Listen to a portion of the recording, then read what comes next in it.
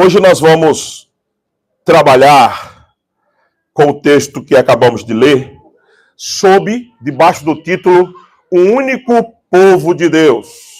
O Único Povo de Deus.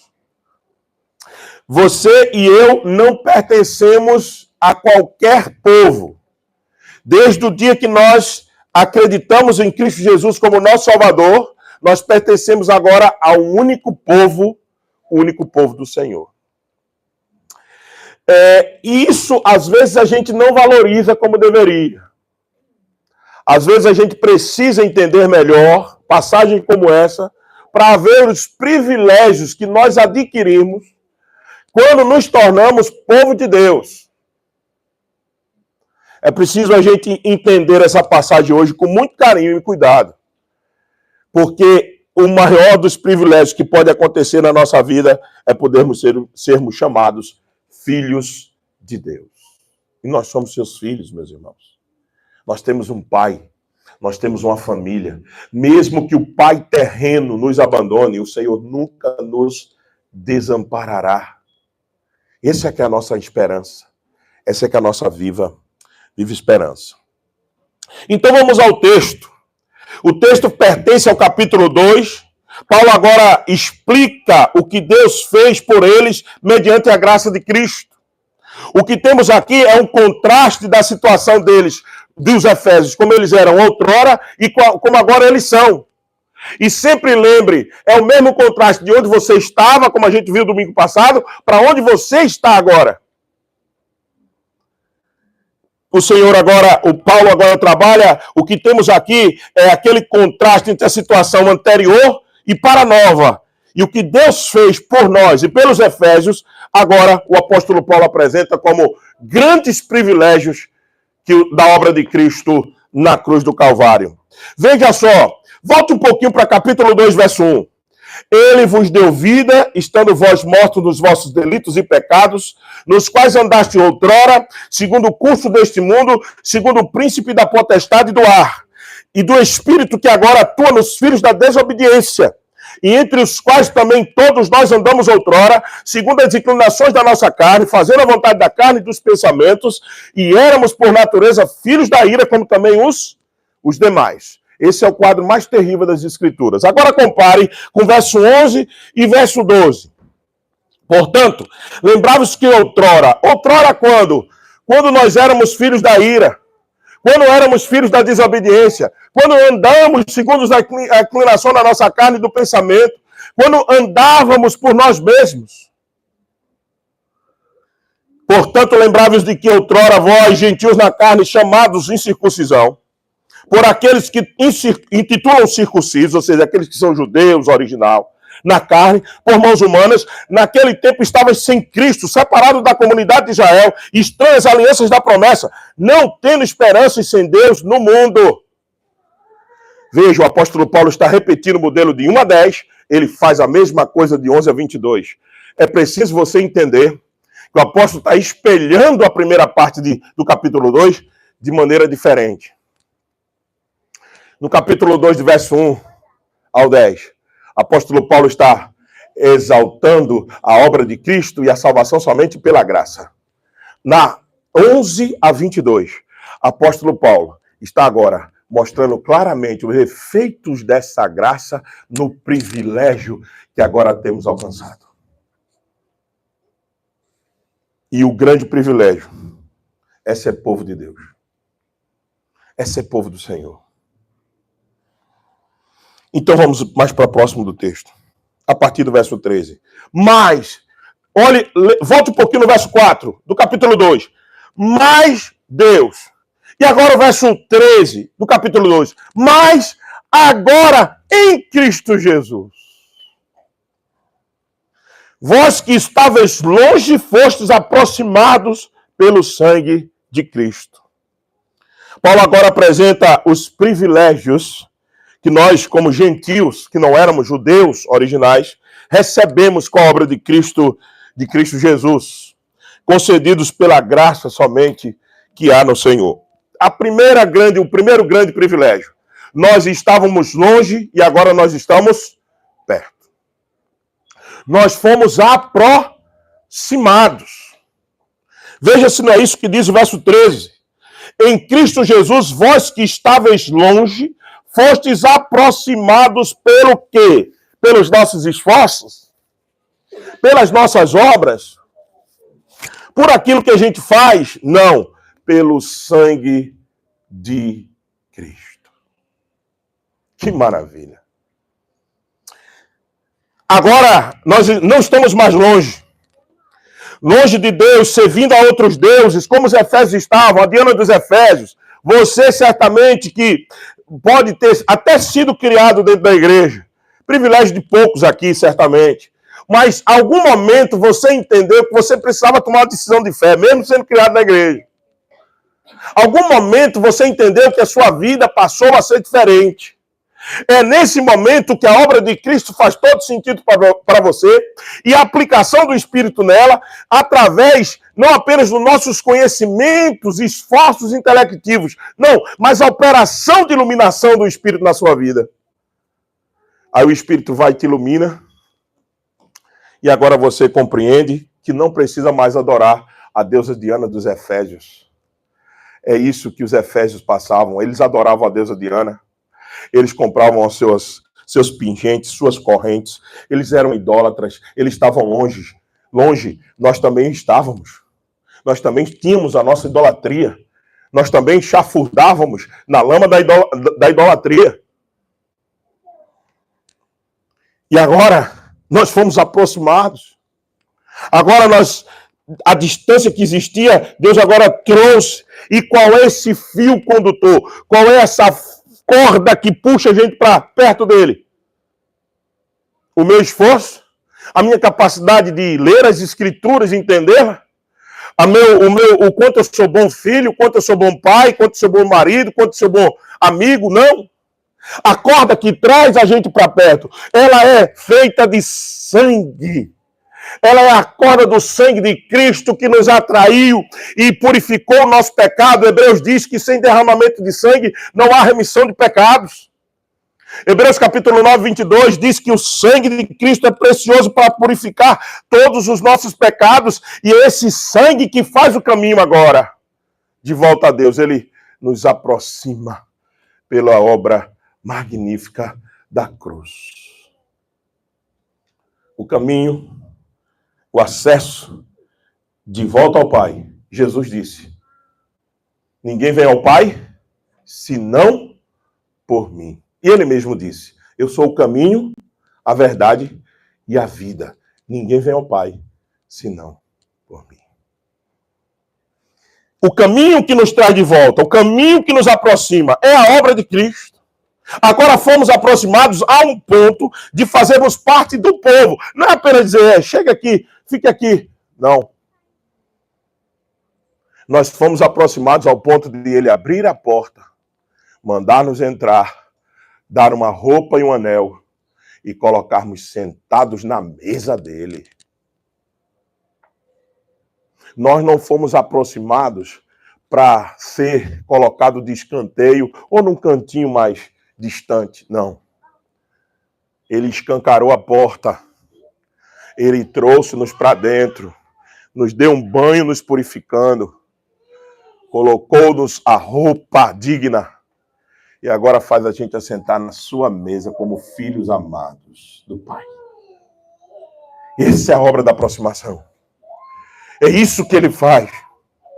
A gente estava numa distância tremenda, a gente andava pelos nossos pensamentos, a gente queria as nossas coisas, a nossa vontade só era para nós mesmos. E agora? Ah, pastor, mas ainda não é tanto assim. É ainda, porque nós estamos ainda nessa natureza carnal. Mas agora nós temos a nova natureza em nós que milita contra isso. E agora a gente quer mais de Deus, quer mais fazer a vontade de Deus, quer mais se parecer com Ele. O meio é o sangue, que pagou os preços dos nossos pecados, com o requerimento de toda a lei de Moisés, que fazia distinção. O sangue de Cristo, Deus determinou que no tempo da separação instituído pelo Antigo Testamento, era no sangue de Cristo que agora a gente diminuiria a distância, agora a gente chegaria mais para perto. Esse é o primeiro grande privilégio. Você não está mais longe. Você tem acesso a Deus. Tem muita gente que acha que pode ter acesso ao Senhor porque faz alguma oração em casa. O caminho e a porta só está aberta se for pela cruz de Cristo.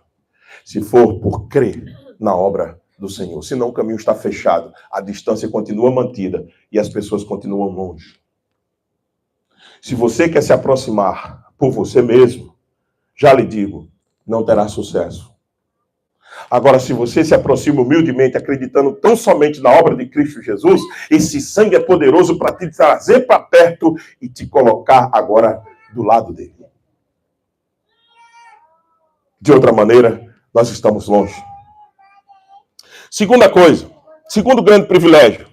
Existia uma separação entre judeus como o único povo de Deus. A gente já viu muito isso na aula, na pregação anterior, então eu não vou me gastar tanto nisso.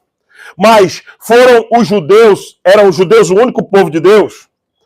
Mas agora nós somos um único povo entre judeus, gentios e qualquer raça. Veja o que está no verso 14 ao verso 16. Diz assim: porque ele é a nossa paz, o qual de ambos fez um. Ambos quem? Judeus e gentios. Fez um. E tendo derribado a parede da separação que estava no meio, a inimizade, aboliu na sua carne a lei dos mandamentos, na forma de ordenanças, para que de dois criasse o quê? Em si mesmo, um novo homem. Esse novo homem você tem que entender que é a igreja.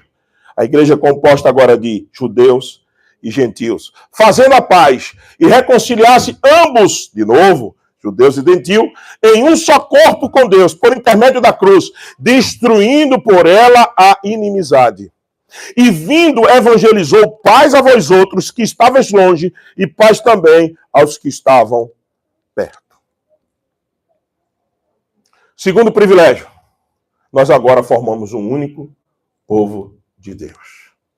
Nós pertencemos ao único povo de Deus. Não há mais divisão entre nós. Não há mais a igreja do Oriente e do Ocidente.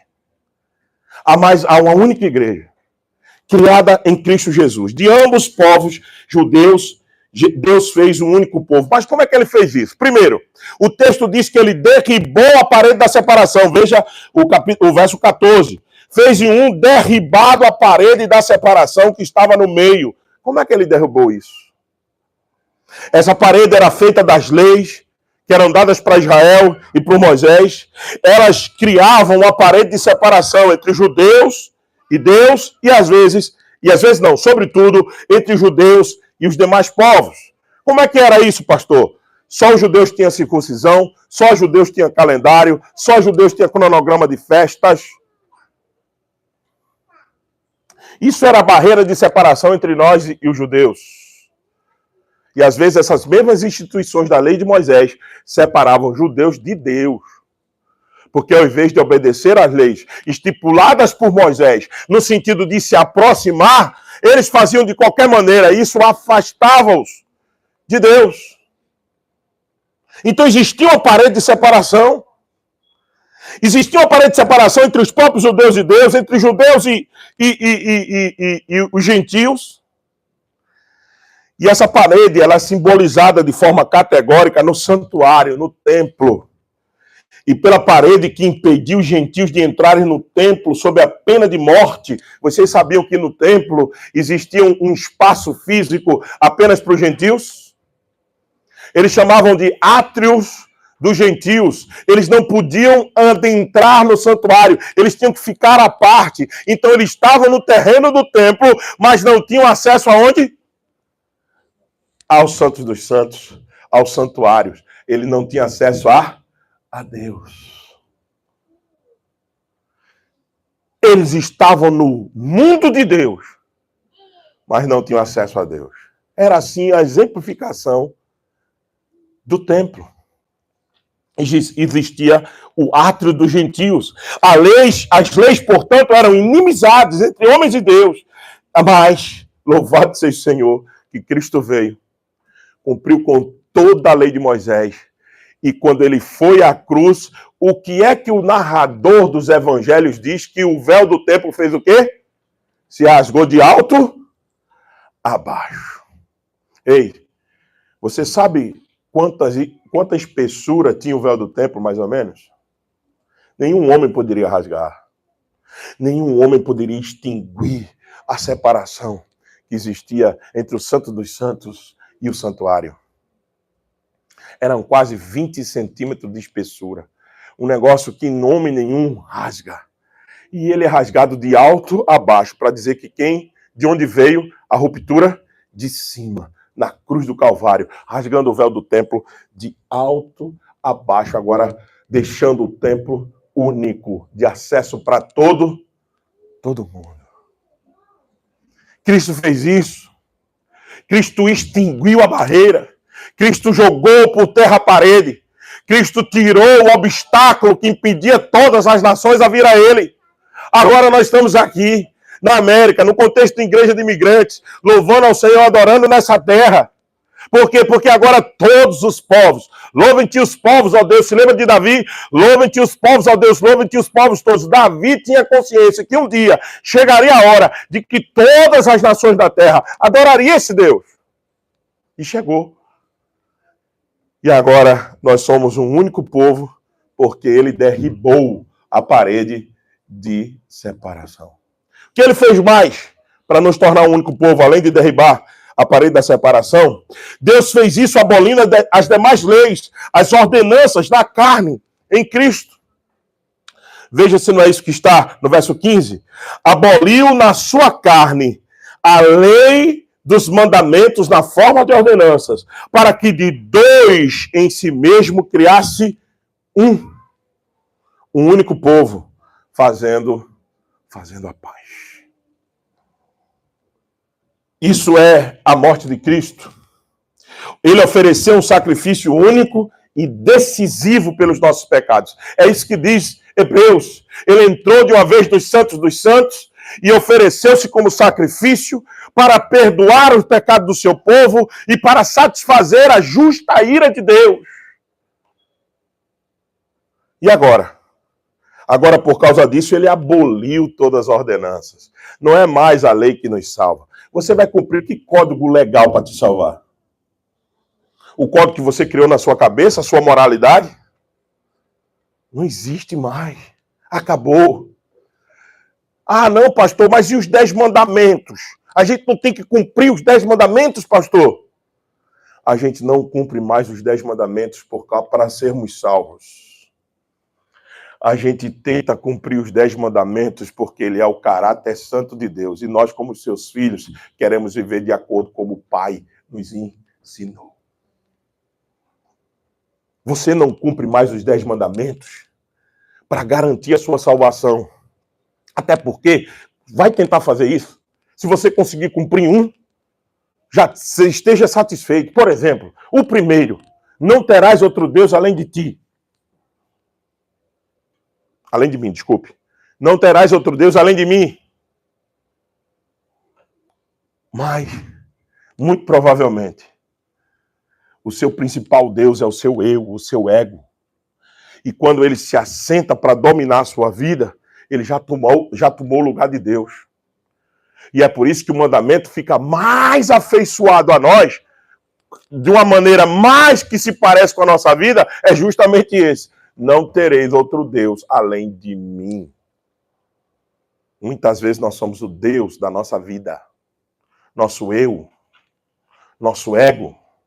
Então tenta cumprir um só para você ver. Quando te dirá cumprir os 10? Então, não é mais código legal, extinto o legalismo da sua vida. Não deixe com que os seus códigos morais determinem se você se aproxima de alguém ou se afasta. Não, ele é seu irmão. Ela é sua irmã. Porque não independe mais do que eles fazem ou do que você faz. Agora nós estamos no mesmo santuário, o santuário de Deus, debaixo de sua visão celestial, da sua face bendita, e não há mais divisão entre nós. Nós é que criamos as divisões. Nós é que resolvemos dizer, ou é assim, ou não serve para estar comigo. Ou se comporta como eu quero, ou eu não vou andar junto. Ei, Lembre-se, você não é Deus. O Senhor resolveu juntar um monte de pecador no só lugar. Você acha que isso não vai dar algum tipo de fight? Não vai dar algum tipo de problemas entre nós? Claro que dará. Mas quem que vai nos guiar para a reconciliação e o perdão? Para viver no modelo de Cristo? A sua palavra. Não é mais minha lei. É a vontade dele. Não é mais a sua lei, seu código legal, seu código ético. É a dele. Então, por quê? Porque Cristo aboliu, destruiu na carne todas as leis de mandamento. De forma que as ordenanças não existem mais para nos dividir, mas para nos aproximar. E o efeito de tudo que Cristo fez? Derrubou a parede, aboliu as ordenanças. E qual foi o efeito disso? O efeito aqui mencionado, o principal deles, são dois efeitos. Mas o principal dele, para mim, é a paz.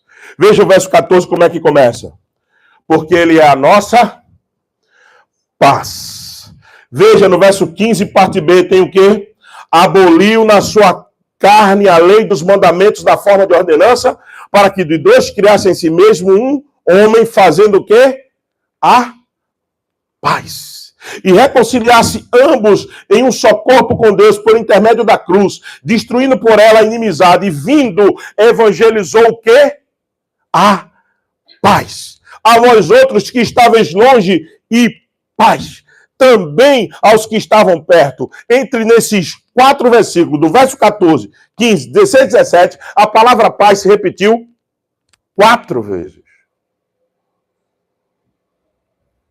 Sabe qual deveria ser o resultado principal para a nossa vida? Depois dessa obra que Cristo fez, viver em paz. As confusões e as perturbações, as angústias da nossa vida não condiz com aquilo que nós recebemos em Cristo Jesus. Ele nos aproximou, ele destruiu a parede da separação, ele aboliu as ordenanças para a gente não ser condenado, para que a gente tivesse agora o que com Deus? Paz com Deus. Vida de confusão e perturbação é por causa dos nossos pecados. Mas em Cristo nós temos a paz. Ele disse, deixo-vos a paz, e a minha paz vos dou. E não a vos-la dou como o mundo a dá. A paz de Cristo é diferente. É aquela paz que o apóstolo Paulo disse que ela excede todo o entendimento. Você não entende. O mundo está prestes à Terceira Guerra Mundial. Nós vimos ontem, e vou aplicar isso mais para frente um pouquinho, Israel sendo atacado pelo Irã. E tá todo aí os comentários, agora a Terceira Guerra acontece. Nós, como povo de Deus, deveríamos continuar perguntando, e daí? Mais uma de tantas que nós já vimos que ainda continuaremos ver. Porque esse mundo está entesourado para a ira santa de Deus. Mas nós, o seu povo, independente de se no curral há gado ou há destroços de guerra, nós continuaremos gozando da paz que excede todo entendimento, porque essa circunstância não é definitiva. A definitiva circunstância nós já temos em Cristo Jesus, e essa é de paz eterna, de vida eterna para sempre com Ele, porque esse mundo está passando. E nós estamos indo para uma condição definitiva da nossa existência. Paz eterna. E isso deveria nos acalmar. Mesmo que a Terceira Guerra ecloda. o nosso Deus continua sentado no seu alto e sublime trono e governando até em períodos como esse.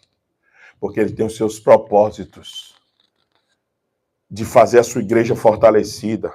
Se lembra da pandemia? Nós esquecemos muito rápido as lições.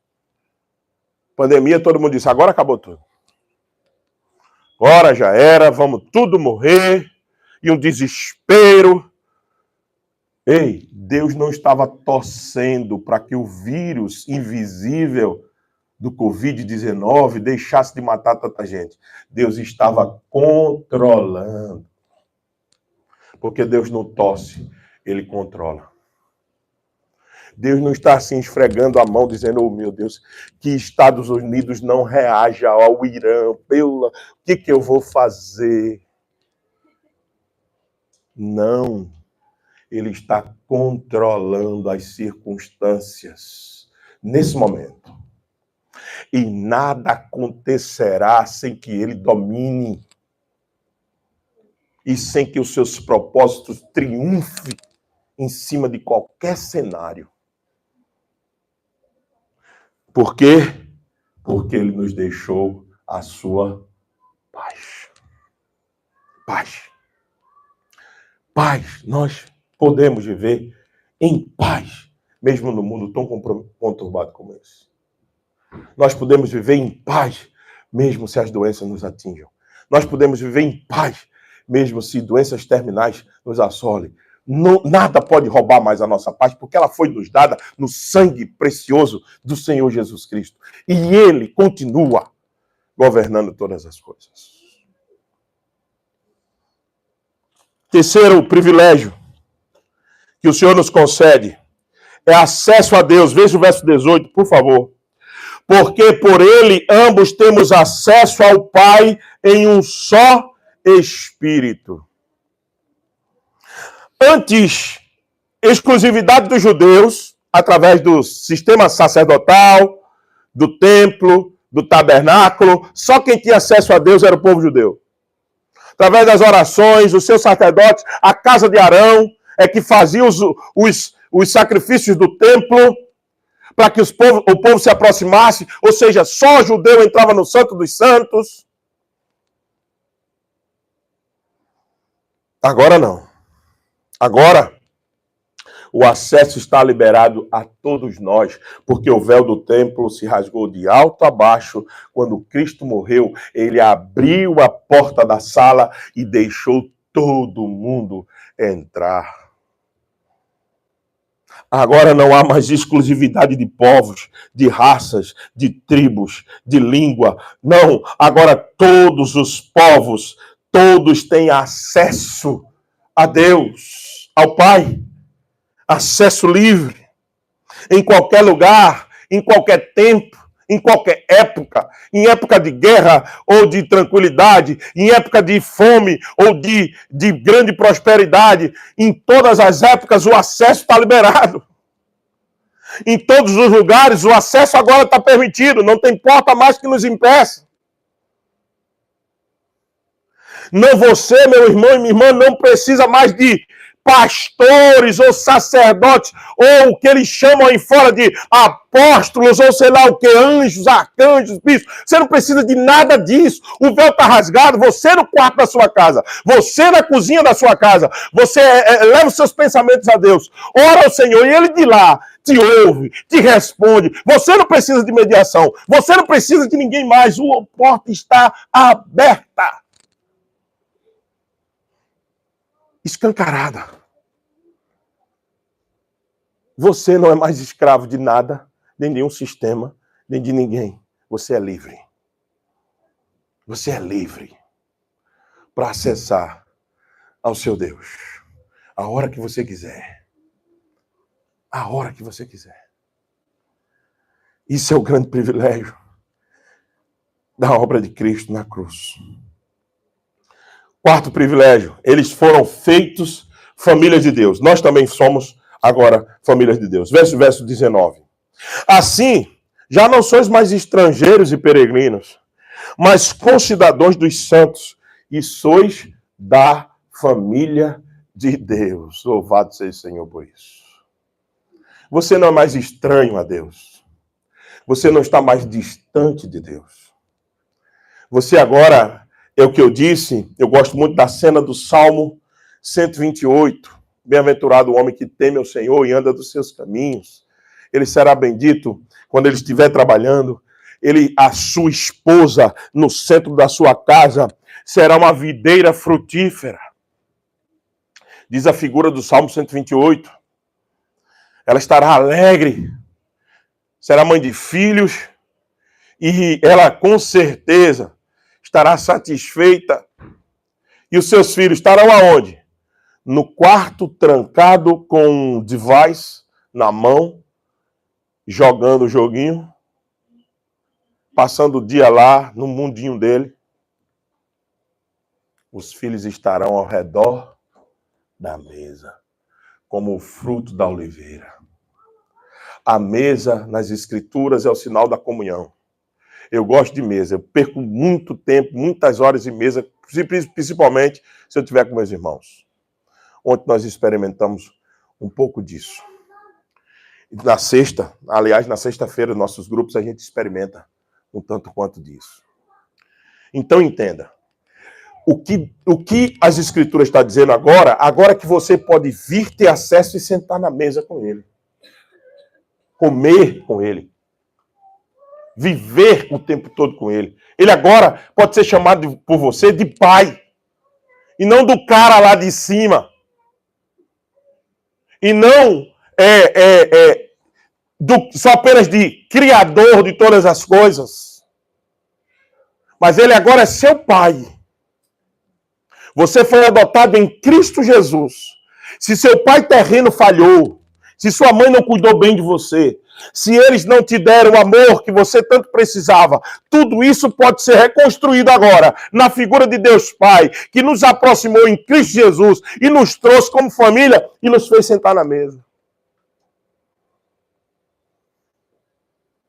Agora, eu e você não temos mais por que reclamar de todas as injustiças que nós sofremos no mundo pelos nossos familiares. Porque meu irmão me traiu. Minha irmã me traiu. Porque meus tios me abandonaram. Você não precisa mais disso, porque agora você tem uma família.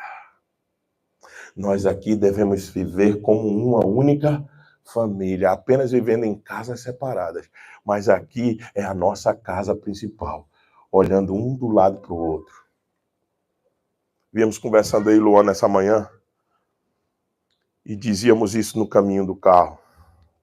Luan dizia, pastor, o grande privilégio é saber que, mesmo que eu não tenha parentes nenhum aqui, mas hoje eu tenho uma família, que é a minha igreja. É a minha casa, a casa do Pai. Nós vamos ter problema aqui, como qualquer família tem, ok? Não tem como escapar disso, não tem. A não ser que aqui seja todo mundo perfeito. E não é. Nós vamos ter diferenças? Temos. Nós vamos ter que sentar muitas vezes, cara a cara, tratarmos um com o outro? Temos. Temos que fazer isso? Temos. E daí? Porque nós estamos protegidos aqui. Nós estamos guardados aqui. Certamente ninguém será botado de casa para fora. Na igreja de Cristo, não. Ou você morre aqui dentro, ou você sai por você mesmo.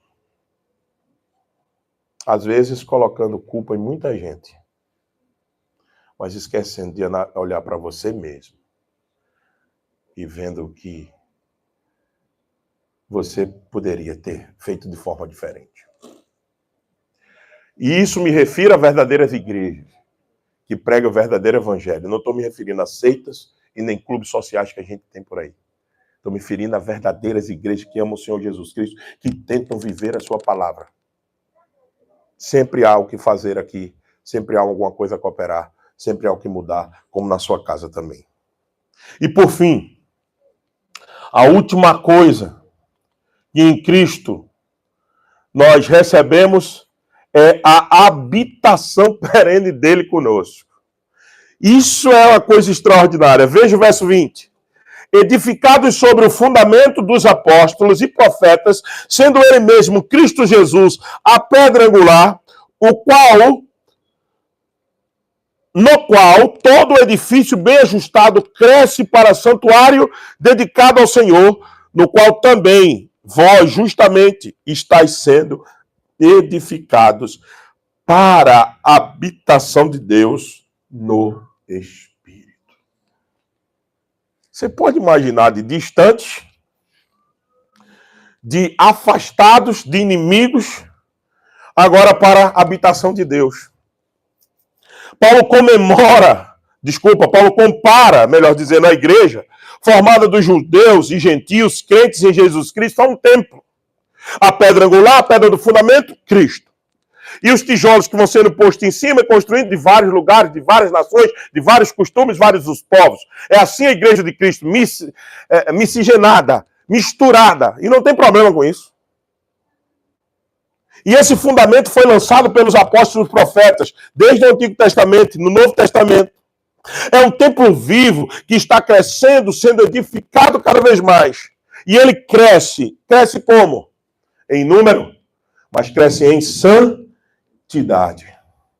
Dele participam também os gentios. O alvo que já está sendo cumprido, o santuário agora de Deus, está sendo servido agora em nós, está sendo visto agora em nós, como a manifestação da sua graça de forma exterior. Aonde o mundo deve ver Cristo, aonde o mundo deve perceber o nosso Deus, através da nossa vida. É por isso que a gente não tem que só se preocupar com o crescimento numérico. Se a igreja está crescendo numericamente, isso é importante, óbvio, que demonstra que ela está saudável. Mas o que a gente tem que se preocupar é o que o crescimento também em santidade, para que Cristo seja mais visto em nós.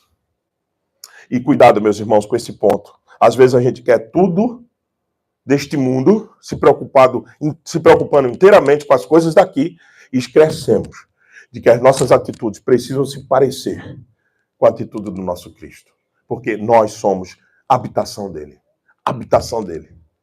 Ele habita conosco através do seu Espírito Santo. Então, não esqueça da vida de santidade. Não cuide para que os seus pecados não determinem quem você é. Mas que Cristo seja o alvo da sua existência. Porque assim, certamente, nós vamos transparecer mais a glória do nosso Senhor. O que podemos aprender de tudo isso, meus irmãos, hoje? Primeiro, Deus tem apenas um povo, a sua igreja, composta de judeus e gentios, crentes verdadeiros no Senhor Jesus Cristo. Deus não tem dois povos. Deus não tem Israel e os outros povos. Deus agora só tem um. A nação de Israel já teve seu papel no plano da redenção. Quando um judeu se converte a Cristo, ele se torna cristão e parte da igreja de Cristo, como também todos os demais. Não há mais privilégio na tratativa com Israel. Israel teve no seu tempo do futuro, no seu tempo do passado, o que ele precisava ter. A presença de Deus. E quando Jesus Cristo vem, ele veio para o que era seus, ou seja, os judeus, e os seus o rejeitaram. Agora, ao fazer isso, o Senhor descartou Israel completamente? Não, porque tem eleitos lá. E no futuro também esses eleitos aparecerão, de todas as tribos, línguas e povos, inclusive de Israel. Mas não com tratamento diferenciado. Não, por favor. Porque agora nós somos apenas um único povo. Não tem mais separação no tratamento com Israel e os outros povos. Não. Todos agora são tratados de igual forma. Nós, os gentios, não temos que adotar prática judaica em nosso culto, ou na nossa vida, para que a gente se sinta mais de Deus. Como assim?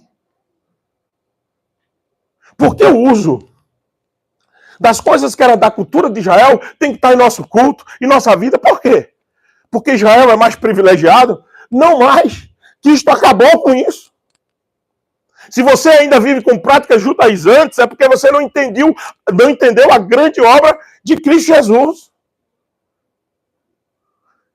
Nós, gentios, não temos mais que adotar a prática, como ensinaram pelos apóstolos, bispos, pastores de outras confissões religiosas no nosso tempo. Tem gente tocando chofar, tem gente botando candelabro, tem gente vindo com túnica de Israel para adorar o Senhor. O que é isso?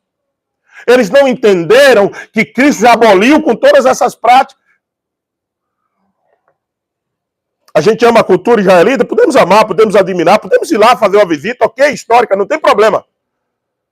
Mas nós temos que entender que Israel não é mais o centro. Agora, nós somos um único povo, sem distinção. As igrejas cristãs não deveriam tolerar a mínima divisão interna, quer seja de raça, de cor, de nível social, de status. Nós não temos mais que tratar alguém de maneira diferenciada, porque ele, por exemplo, foi criado o tempo todo dentro da igreja, diferente de alguns irmãos que vieram de situações difíceis, extremamente complicadas, mundanas, e a gente fazer aqui separação de tratamento. Nós não podemos, de forma nenhuma, aqui dentro, meus irmãos, fazer algum tipo de distinção porque alguém coopera com um dízimo ou uma oferta maior do que o outro. Somos todos um em Cristo Jesus. Os cristãos gentios deveriam ser as pessoas mais humildes e gratas da face da terra, por terem sido agraciadas com o evangelho do Senhor Jesus Cristo. E os judeus precisam se arrepender e reconhecer imediatamente que o Cristo vitorioso já veio e voltará a segunda vez para julgar os vivos e os mortos. Então, aprendamos isso. Não há mais divisão entre nós. Nós somos um único povo. Não há mais por que ficar tão preocupado assim. Claro, a gente se preocupa. A gente é contra destroços de guerra. A gente é contra de matança de pessoas inocentes. Nós estamos angustiados ao ver tudo isso. É verdade. Nós estamos preocupados para onde isso vai dar. É verdade. Mas não tem nenhum cunho teológico nisso. Você tem que entender que Israel não está sofrendo porque é o povo de Deus, o único povo de Deus perseguido. Não, a perseguição está no mundo inteiro.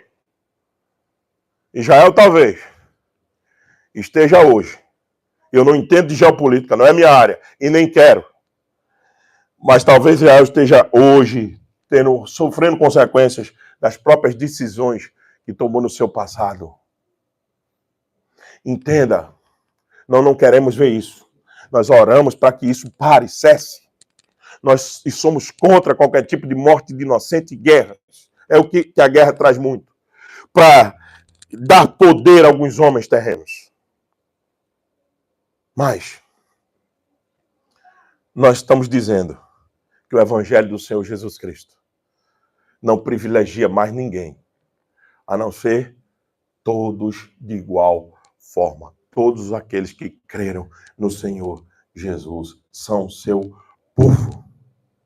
Único povo. O que fazer, meus irmãos? Algumas aplicações práticas para nós, para encerrarmos. Primeiro,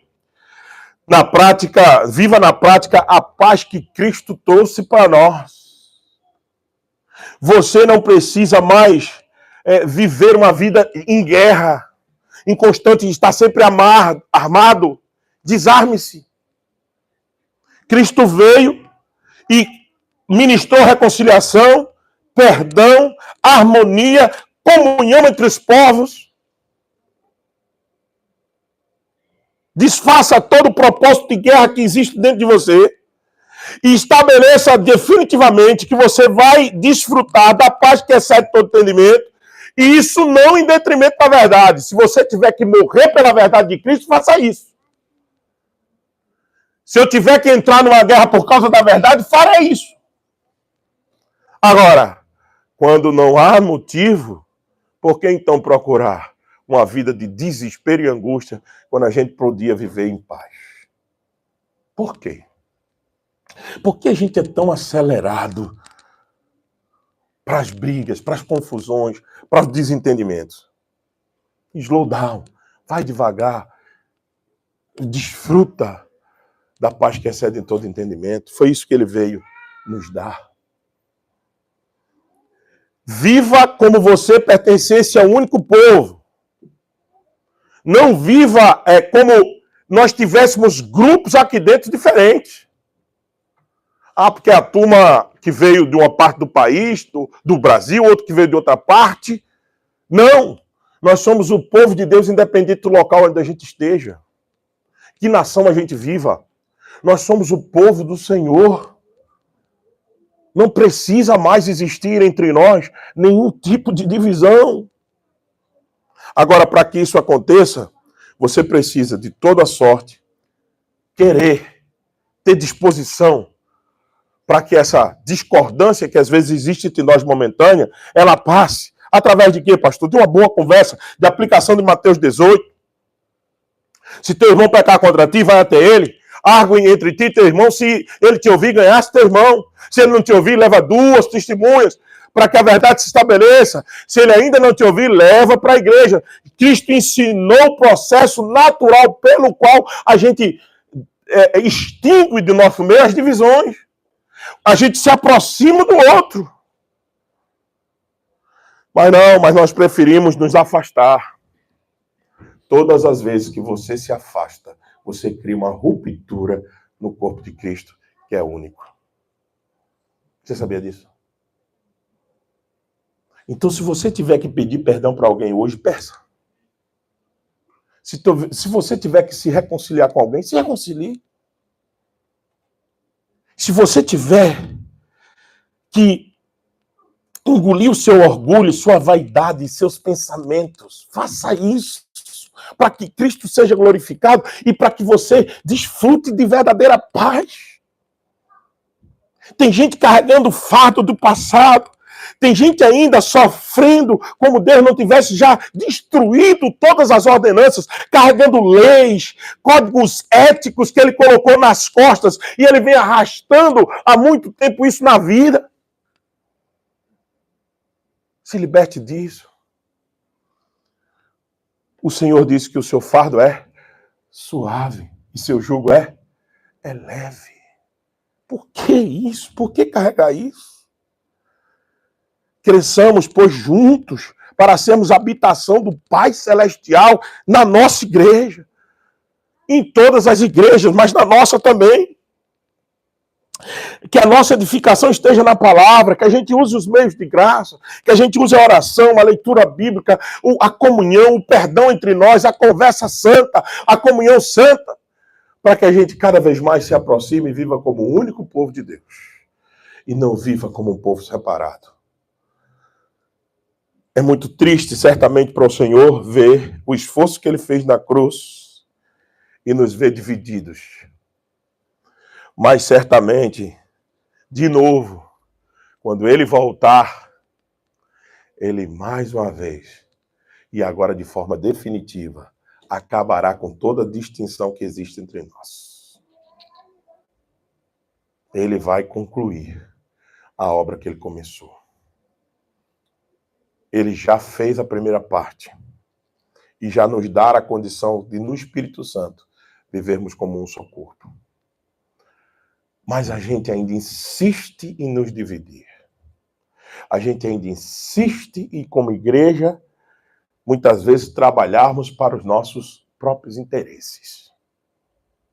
Meus irmãos, que a nossa igreja não tenha nenhum interesse, a não ser o interesse de glorificar o nome do Senhor, de viver como família de Deus, de vivermos em paz, mesmo em meio a tantas situações difíceis que a gente tem que enfrentar. Que o único a que é exaltado seja o nosso Senhor Jesus Cristo, não o pastor, nem a liderança, nem ninguém. Que a gente, todas as vezes que fizermos isso, pensemos que o nosso esforço para vivermos como um glorifica a Deus, o nosso Pai, e faz com que a obra de Cristo seja mais vista em nós. Então não se esquive. Se você tiver algum problema, procure alguém de sua confiança dentro da igreja. O pastor também está aqui. E abra o seu coração, nós precisamos viver como uma família. Peça ajuda. Peça ajuda. Mas também esteja pronto para servir e ajudar. Esteja pronto para dizer, estou aqui. O que você precisa. Qualquer coisa. Não tem uma obra maior ou menor. Não é porque eu estou aqui pregando que eu devo ter posição mais de proeminência em relação a vocês, não. O pessoal da música, porque está ali, tem que ter um destaque maior, não. Desde o primeiro que abre a porta do templo e até o último que a fecha, todos são importantes no corpo de Cristo Jesus. Essa deve ser a nossa vida. Nós temos que viver assim, preocupados uns com os outros, nos edificando como um povo só. E essa é a mensagem para a nossa igreja, através da palavra do Senhor. Que Deus então nos ajude, meus irmãos, a vivermos dessa maneira, a vivermos, a glorificar o seu nome, a praticar a unidade cristã, que tanto é benéfica para nós e como para aqueles que ainda estão fora, para que eles também possam ser aproximados. É através da vida da igreja que outros vão ser também aproximados, porque a igreja vai expor e pregar essa verdade na vida também. Que assim seja, para a glória e o louvor do